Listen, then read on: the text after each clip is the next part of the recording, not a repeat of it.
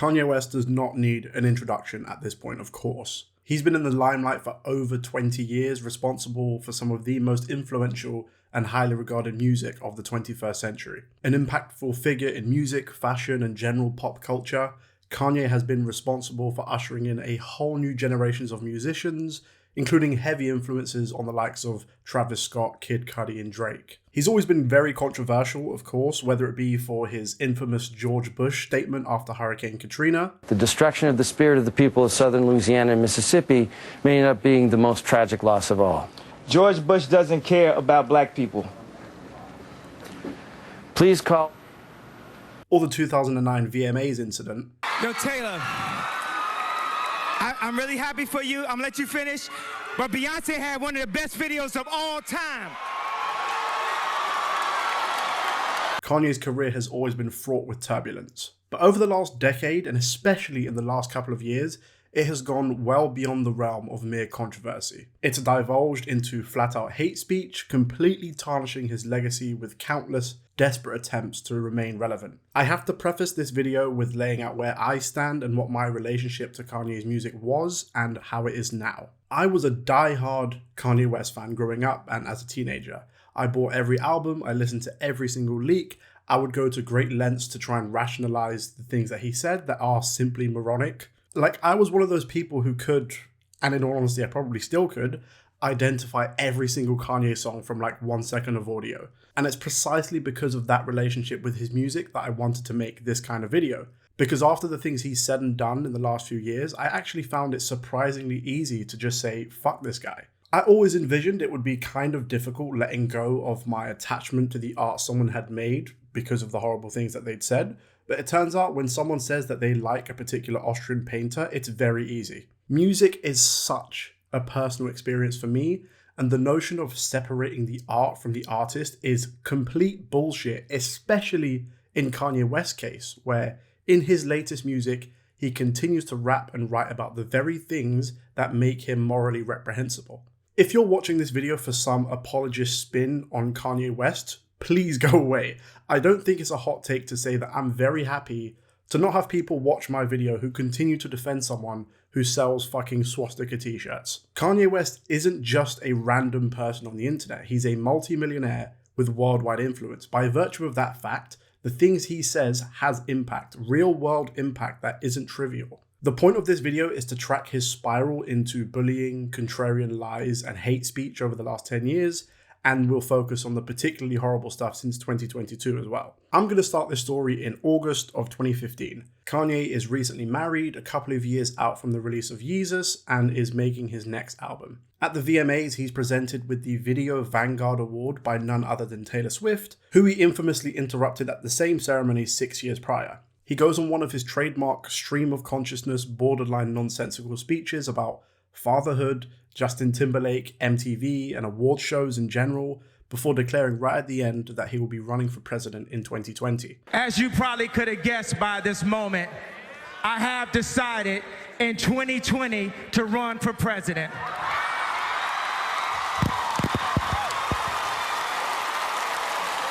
Important to note, as it becomes very important later on, at this point Donald Trump had only just announced his presidential campaign a couple of months prior, but at this stage he was still widely seen as unlikely to actually reach the White House. We don't hear much more about his intentions to run in the following months, aside from brief mentions in song like on Facts in late 2015. In early 2016, in the midst of what seemed to be a bog standard random tweet session from him, he made a particularly controversial tweet. He tweeted, "Bill Cosby innocent." Bill Cosby had of course had numerous allegations of assault, sexual harassment, abuse, and more from a string of women stretching back decades. Although criminal proceedings hadn't begun at this point, the consistency of alleged victim stories, coupled with the volume, made them very credible. It didn't seem like Kanye was saying this as some sort of coded retort against the American justice system. He just wanted to be contrarian. Keep this in mind, this was in response to Bill Cosby's 2015 charge of indecent assault,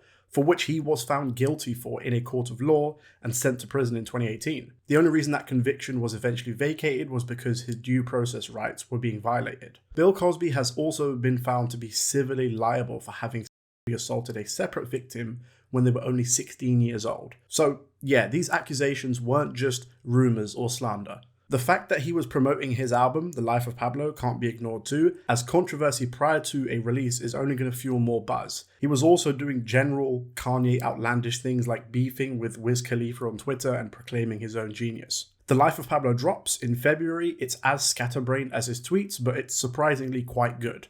The fans are loving it, it's selling well, so Kanye does what any artist does, announces a tour. The tour starts in August of 2016 and was meant to run until December, but there were a couple of major incidents that meant it was cut short. In October 2016, he abruptly stopped the performance as news came in that his wife, at the time, Kim Kardashian, had been robbed at gunpoint in Paris. I'm sorry, there's a family emergency, I have to stop the show. 5 days later, Kanye was back on stage in his hometown of Chicago. He arrived roughly 90 minutes late, where he did not address the incident and interacted with the crowd minimally. A couple of weeks after this, Kanye stops his show in California to ask the crowd a question: Trump or Hillary? This is a matter of days after Trump stormed to his first election win in 2016. He berates the crowd and insinuates that there's more Trump supporters amongst them, but they don't want to admit it, which is probably true in all honesty. The crowd boos him as he continues to make the claim that there are Trump voters in his audience. He also states that he did not vote, but if he did, he would have voted for Trump, his first real public endorsement of him. I said something that was kind of politically correct. I told y'all I didn't vote, right? But I didn't tell you. I guess I told you, but if I would have voted, I would have voted on Trump. Kanye also implies that black people need to stop focusing on racism, which is a fucking wild claim. It's funny looking back on someone who clearly wants to go against the grain and be contrarian by endorsing and supporting someone who wants to take the US back 80 years and restore this absurd status quo. A couple of days later, he gets 3 tracks into his performance before he stops for another extended speech. Extremely scatterbrained again, he goes on a tirade against the radio industry, saying that whilst he loves Drake, Frank Ocean is also great and he deserves radio play. What I'm saying is, we love Drake. Drake is great. He's a great artist.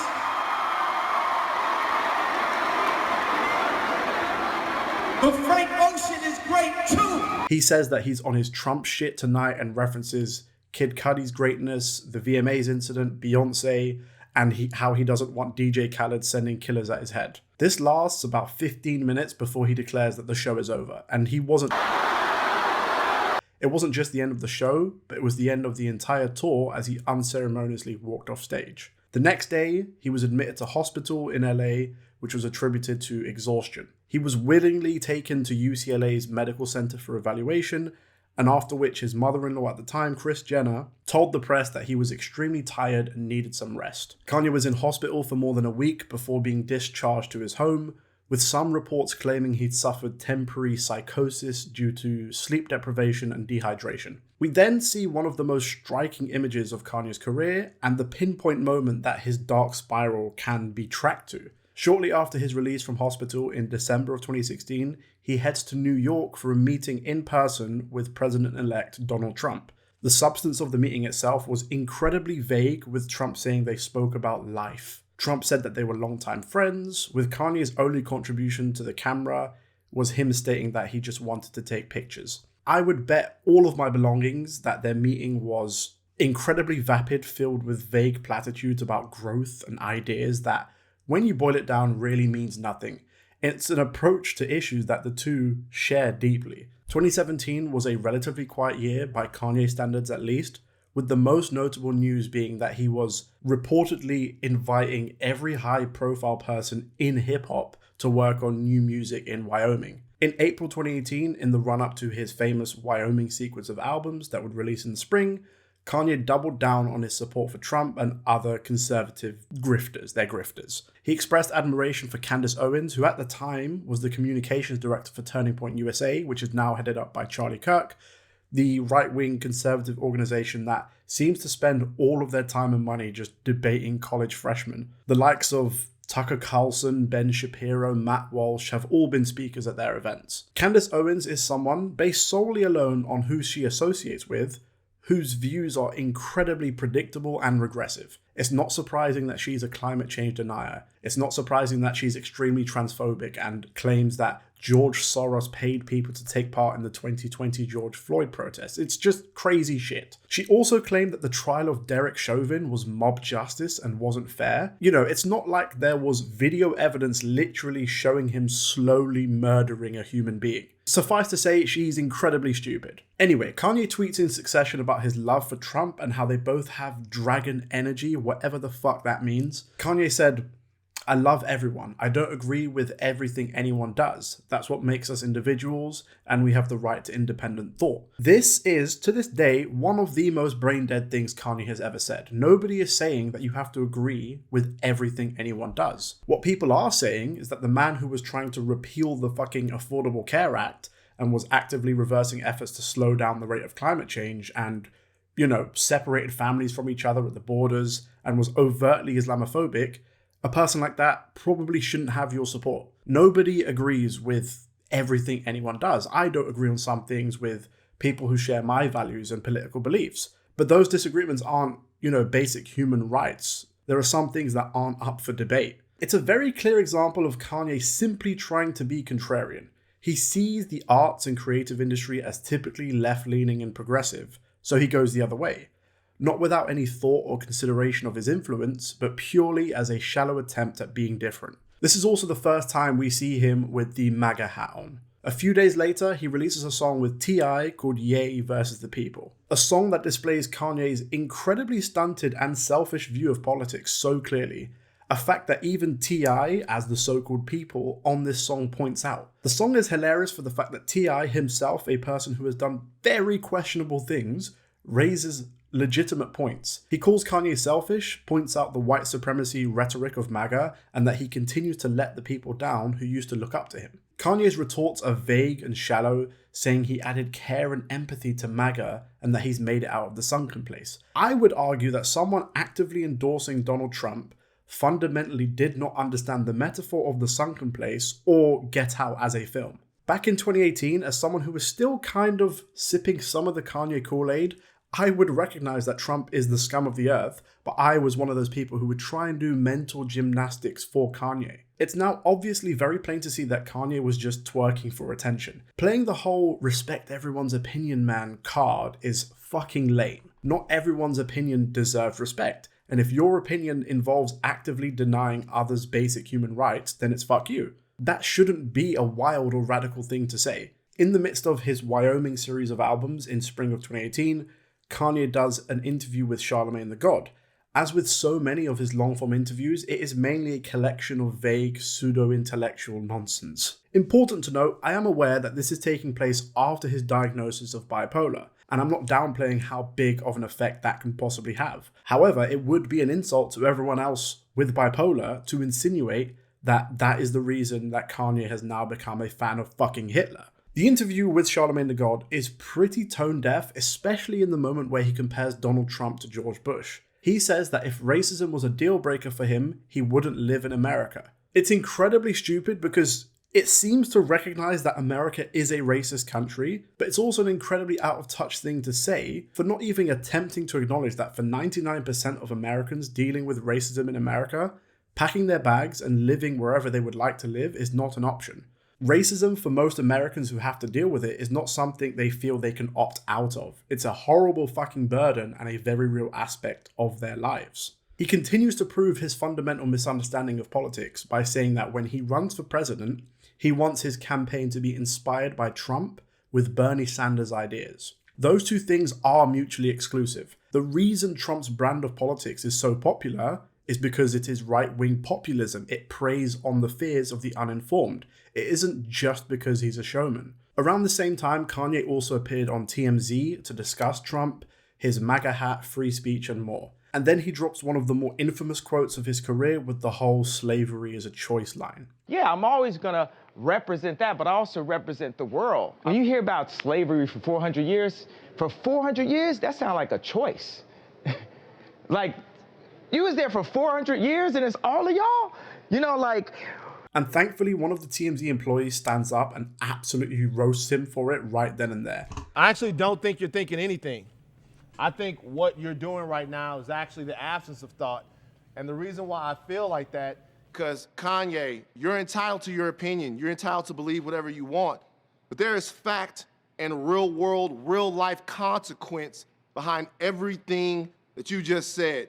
This interaction and the backlash from the TMZ interview prompted Kanye to virtually scrap and re-record his upcoming studio album Ye, which came out in June of 2018. The lyrics of the album itself make passing references to his personal and political life, as well as general pop culture, including his slavery comment, the Me Too movement, his bipolar, and his general mental health. Soon after the album drops, Kanye continues peddling right-wing talking points such as the welfare state is the cause of homicide before going on Saturday Night Live in his MAGA hat. After his SNL appearance aired, he went on yet another trademark pseudo-intellectual rant where he once again doubled down on the point that if someone inspires him, he doesn't have to believe in all of their policies. If someone inspires me and I connect with them, I don't have to believe in all their policies. But this man is a builder. And that inspires me. And once again, nobody is saying that, and it's a giant straw man to claim that's what you're fighting against. It shouldn't be radical to say, don't align yourself with the clearly racist sexual deviant that is Donald Trump. He paints himself as the victim again, claiming he was bullied backstage because of his hat. I would like to state for the record, bullying is something that should not be endorsed. However, if you encounter someone wearing a MAGA hat, fucking bully them. Trump, who didn't even watch the broadcast, was of course enthusiastic about Kanye wearing the MAGA hat live on TV, and soon after they had another meeting, this time inside the Oval Office. Truly a bizarre moment. I've watched this meeting so many times and I still cannot understand its purpose outside of pure optics. Again, people will rightfully point to Kanye's mental state at this period, and it might be an explanation as to why most of the things he says in this interview makes zero sense. He talks about alternate universes, Larry Hoover, Adidas, and I-planes. It's really strange. I brought a gift with me right here. This right here is the I-plane 1. It's a hydrogen-powered airplane, and this is what our president should be flying in. Look at this shirt. He flat out misunderstands that MAGA can be interpreted as a racist phrase, because it kind of is, and says it hurts black people because they need to focus on today. That's literal nonsense. This goes on for half an hour, and as you can imagine, the right-wing media slurped this shit up. The NRA were even praising Kanye for his support of the right to bear arms in late 2018, and as we all know, the NRA is an amazing organization. Around this same time, Kanye had planned and indefinitely postponed his 9th studio album titled Yandy. This was actually intended to coincide with his SNL performance in September of that year. After a few leaks, the album's intended release day came and went, and he continued workshopping the material. In early 2019, we saw an important pivot from Kanye, where he first debuted the concept of his Sunday service choir, where they would regularly reinterpolate popular songs to be church-friendly. Midway through the year, Kanye had claimed that he was now a born-again Christian and that his upcoming album would reflect that, with Jesus is King being an explicitly Christian album. He said that his newfound relationship with God had helped him defeat his self-admitted addictions to sex and pornography. In an interview with Big Boy, Kanye claims, completely unfoundedly, that Democrats are forcing black people to abort their children. He seemingly confuses abortion with contraception, but nevertheless, it seems like this is where he begins flirting with some of the ideas of Christian nationalism. The content of the album itself is effectively a reworked version of Yandy, stripped back of the sexual references and profanity. It's at this point where Kanye is posturing and taking the so-called moral high ground. In early 2020, just before the pandemic, in an interview with GQ, Kanye delved back into the realm of politics. He said he would be voting in the 2020 election cycle and that we all know who I'm voting on. On Independence Day of that year, Kanye officially announces his presidential campaign via Twitter. We must now realize the promise of America by trusting God, unifying our vision, and building our future. I am running for the President of the United States. #2020vision. Shortly after, Kanye would hold a rally in South Carolina and somehow outdoes himself with one of the most bizarre public appearances of his career. I know I sound like a broken record, but I must once again stress that I am aware of his mental health conditions at the time and how this can be a contributing factor, but it cannot be an excuse for some of the views he ends up holding. Kanye, without a microphone, funnily enough, goes on this strange tirade against Harriet Tubman, whilst also establishing his opposition to gun control and abortion, with him breaking down in tears when discussing his own experiences to abortion. My mom saved my life. There would have been no Kanye West because my dad was too busy.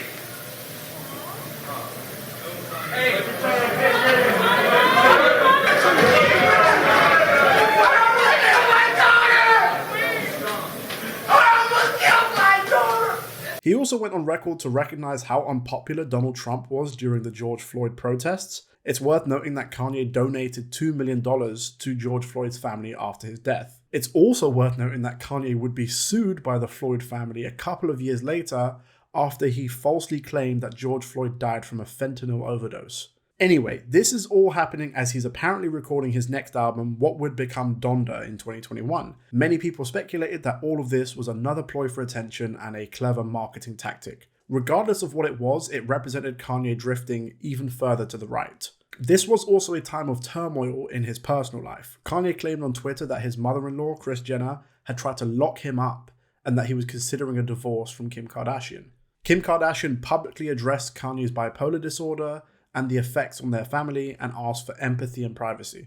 A few months later, in early 2021, rumors were speculating that Kim Kardashian was planning to file for divorce. These rumors were soon confirmed, as in February of 2021, she had officially filed for divorce. And this is the state we find Kanye in 2021, in the aftermath of a bizarre presidential campaign, struggling with mental health issues, drifting further into right-wing politics, and now contending a divorce. It's a recipe for a fucking disaster.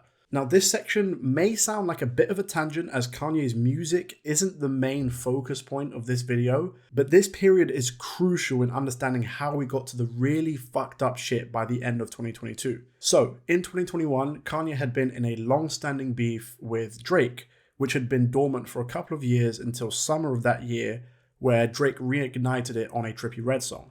Soon after, Kanye was publicly sharing Drake's home address, and in retaliation, Drake would leak a Kanye West song that featured Andre 3000. An amazing song, by the way. Both Kanye and Drake would release Donda and Certified Lover Boy, respectively, within 5 days of each other, both to massive commercial success. And I'll be honest, in the moment, it felt pretty exciting as a hip-hop fan having two of the biggest artists go head-to-head like this. Soon after their albums dropped, Kanye wrote an apology to Drake and invited him to perform at a benefit concert for Larry Hoover. For those who might not know, Larry Hoover is the founder of the Gangster Disciples in Chicago and has now been in prison for over 50 years. A few days after this apology, Drake and Kanye were pictured together outside of Drake's house, confirmed that the beef had been squashed, and that the benefit concert would go ahead. When Kanye got back with Drake, I was slightly confused. This took place at the LA Coliseum, was live streamed on Amazon Prime and Twitch, and was even in some IMAX cinemas. It was a pretty big fucking deal at the time, but in hindsight,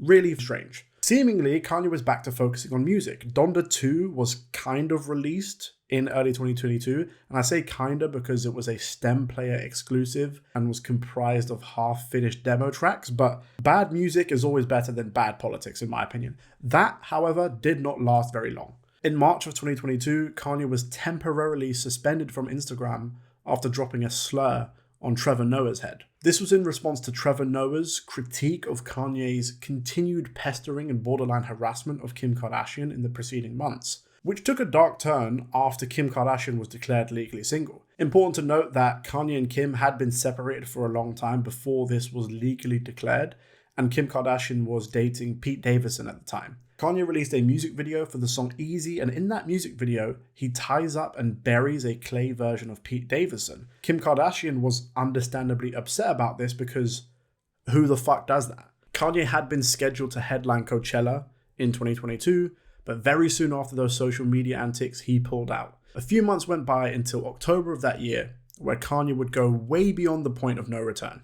In early October, Kanye appears at Paris Fashion Week, a very normal, unassuming Kanye West thing to do, except he appears with Candace Owens in matching White Lives Matter shirts. Now, if anyone doesn't understand why this is fucking insane, you probably shouldn't be watching this video, but if you are, I'll explain it anyway. The phrase White Lives Matter is an explicitly racist direct response to the Black Lives Matter movement. It's a phrase that has been actively promoted by white supremacist groups and apologists Groups like the Aryan Renaissance Society have used this phrase. It's not benign, it's not the same as saying Black Lives Matter, it is explicitly racist.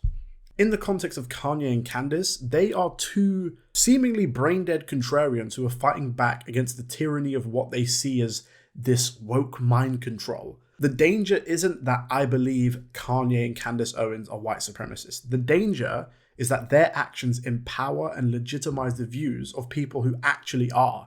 As you'd imagine, both were widely condemned for the stunt, and this would set in motion just a few days later one of the biggest crash-outs we've ever seen in popular culture. On October 7th, 2022, Kanye posted on Instagram claiming that P. Diddy is being controlled by Jewish people, peddling the long-running anti-Semitic stereotype that Jewish people wield some mystical, unrepresentative power in the entertainment business. Rightfully so, Kanye was blocked on Instagram. On that very same day, Kanye's interview with human turd Tucker Carlson drops. For those who might not know, Tucker Carlson is one of the most high-profile right-wing commentators in America, widely known for circulating conspiracy theories about the Great Replacement Theory and January 6th, just to name a few. Kanye doubles down on his Christian nationalist agenda and states that he is pro-life as he cites completely nonsense abortion statistics. He also says that he performs for an audience of just one, which is God.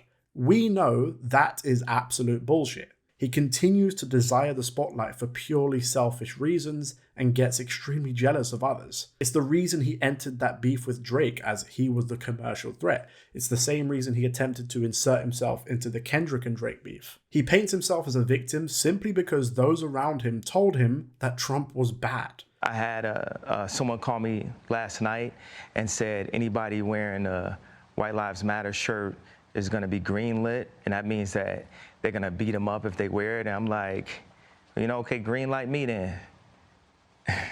Kanye wanted to be different and fell down this rabbit hole. Kanye also paints Kim Kardashian as a hypocrite because she continues to show off her body. Now, need I remind you that Kanye West is the same man who had naked wax figures made of Rihanna, Taylor Swift, Amber Rose, and Kim Kardashian herself in his music video for Famous, without permission. And need I also remind you of Kanye's current obsession with parading his new wife around without many clothes on. Not that wearing little to no clothes is necessarily a bad thing, it's the blatant double standard that Kanye exhibits here that's the issue. The day after this interview, Kanye tweets his most incendiary tweet so far. He says that he's going DEFCON 3 on Jewish people. His Twitter account was subsequently locked. A couple of days after this, a video leaks from his interview with Tucker Carlson showing what had been cut from the final edit. Things that are supposedly too conspiratorial even for someone like Tucker Carlson. Kanye continues to peddle anti-Semitic stereotypes about financial engineering and trust. This leaked section also highlights his complete inconsistency of worldview. He says that Margaret Sanger co-founded Planned Parenthood with the KKK. Now, if Kanye genuinely cared about Margaret Sanger's position on race relations, he would expound on this, but he doesn't. He just wants to make this paternalistic point about abortion. The thing that doesn't make sense is that he used the term White Lives Matter, a phrase that has been openly endorsed by the KKK themselves. So what is your fucking point? Anyway, around this same time, Kanye was meant to be on an episode of LeBron James's Uninterrupted show, with his episode having already been filmed. The episode was shelved because Kanye kept saying openly anti-Semitic things. There were literally Nazis out in broad daylight expressing support for Kanye's views. And this is the kind of shit I'm talking about when I say his words have real-world impact. It would soon be reported by CNN that apparently for a long time, Kanye had a very strange obsession with and even wanted to use his name for his 2018 album. Naturally, as you would imagine, companies needed to cut their ties with Kanye, and they did swiftly. UMG, Balenciaga, Gap, Adidas all terminated their collabs with him. His shoes were being removed from stores, and as a result, he lost his billionaire status. Later that same month, he even rocked up to the Skechers headquarters in California unannounced, where he had to be escorted off the premises. Kanye soon announced his candidacy for the presidency in 2024. He revealed that two of the worst people on the internet were working for his campaign. Milo Yiannopoulos, the far-right misogynist Islamophobic conspiracy theorist, and Sneeko, quite possibly the single dumbest person on the internet. In November 2022, Kanye was invited by Donald Trump to a dinner at Mar-a-Lago. For what exact reason? Fuck knows. But importantly, Kanye brings a guest with him, this little piece of shit known as Nick Fuentes. Nick Fuentes is literally a white supremacist, not in the way that someone like Tucker Carlson peddles racist talking points, but literally a white supremacist. Naturally, of course, he is also violently anti-Semitic, misogynistic, homophobic, and is a self-described incel. Trump claimed that he did not know Kanye was bringing Nick Fuentes with him, for which I'm gonna call bullshit. Kanye and Milo Yiannopoulos would also go on to appear on Tim Pool's podcast, another lame right-wing grifter. More anti-Semitism would follow as Kanye compared himself to Martin Luther King and Malcolm X. December 2022 was the big one. Kanye appeared on Alex Jones's InfoWars show. Alex Jones is of course the madman who claimed that water's turning the frogs gay and that the massacre was an inside job. Kanye stated that he liked Hitler and that he was a Nazi. I do believe that Kanye is fundamentally stupid. He doesn't understand what he says and its impact and does everything purely for attention. The danger is, as I mentioned previously, Kanye has influence and reach like little do. When he says something and normalizes it, that seeps into the real world. So as much as I'd love to sit here and say just ignore it, we unfortunately can't. On Twitter, Kanye goes on to post a Raelian symbol, which is a hybrid of a Star of David and a swastika, and he was suspended. He was somehow too right-wing for fucking Elon Musk. Kanye continues conducting strange interviews and speaks with fucking Gavin McKinney, whatever his name is, the founder of the Proud Boys, a right-wing fascist organization, and continues to double down on his bullshit. Kanye leans into his newfound extreme anti-Semitism. Around the same time, he claims his bipolar disorder was misdiagnosed by a Jewish doctor and claims that he might be autistic. In the context of hate speech, his diagnosis is not relevant. I know people in my personal life who struggle with a variety of mental health challenges and obstacles.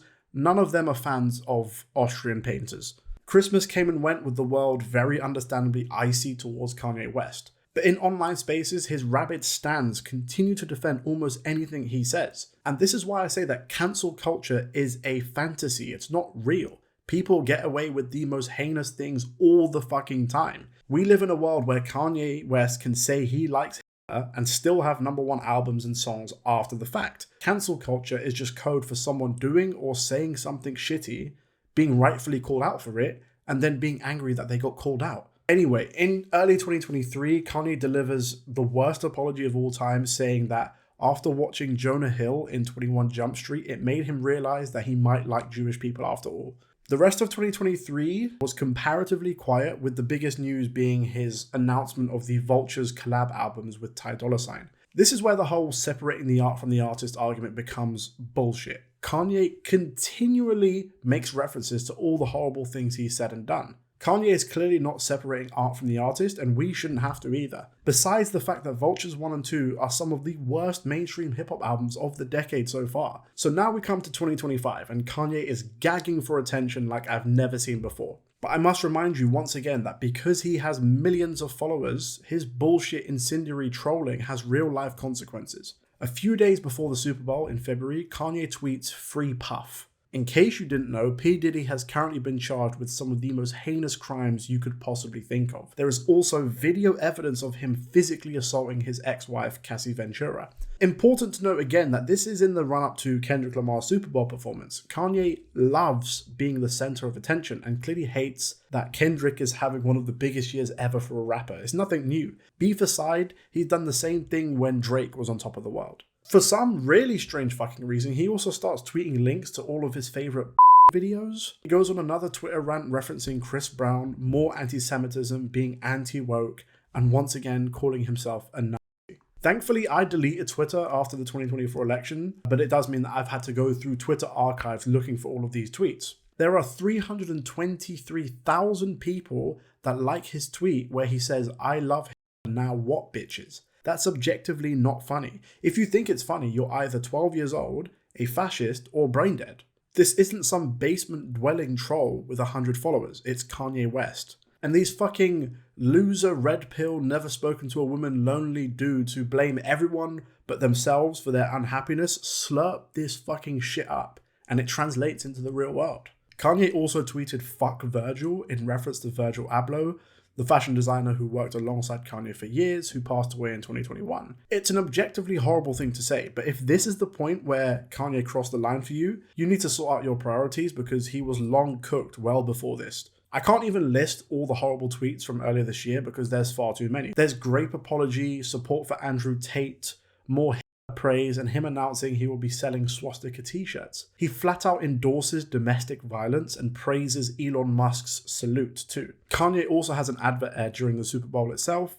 It's just a selfie video of him directing people to go to his website to buy his merch. And we live in a world where someone like Joe Rogan, who has the biggest podcast on the fucking planet, can casually laugh off the fact that Kanye is selling fucking swastika merchandise simply because he likes some of his music. This new shit is killing it. Yeah, I wish he didn't sell swastika t-shirts on his website, but yeah.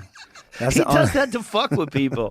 He does that to fuck with people. Yeah, like, he loves that's it. part of the fun That's of being part of Kanye. the marketing, yeah. There is no greater purpose to these stunts other than Kanye is an incredibly stupid, troubled, spiteful person who is jealous of other artists currently more relevant and will do anything for attention. He then starts using the F slur in another attempt for attention. He continues his Twitter frenzy as we get into mid-March. At this time, Playboi Carti's anticipated music album had just dropped, and Kanye got into his jealous bag once again. Kendrick is featured on the album, and now Kanye claims that he never liked his music. It's no surprise on the same day, he's tweeting more fuck Virgils and more swastikas. He then releases a song featuring his teenage daughter and P. Diddy. Kanye then goes on to claim that it was the Jewish people who kept him off Playboi Carti's album and just starts tweeting full speeches.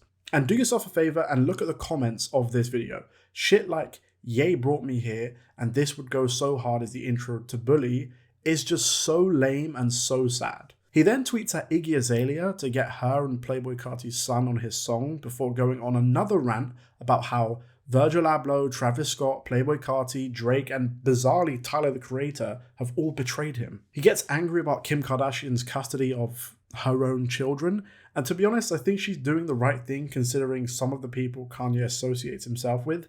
I would not want my child hanging around someone who defends P. Diddy and fucks with white supremacists. Kanye drops more F slurs, paints himself as the victim to emotionally manipulate fans as saying that he wanted to unalive himself. It's hard to garner sympathy when very soon after something like that, he makes a vile tweet about the ongoing horror the Palestinian people are currently enduring. Soon after this, Iggy Azalea revealed that when she met Kanye in 2012, he made wildly inappropriate sexual comments in a label meeting towards her. I really looked up to Kanye, so it threw me off. I didn't know what to say, so I was like, oh, that's interesting to think that somebody that I really look up to like looks at my pictures every morning for inspiration. That's kind of cool. He's like, yeah, I jack off to them. Weird.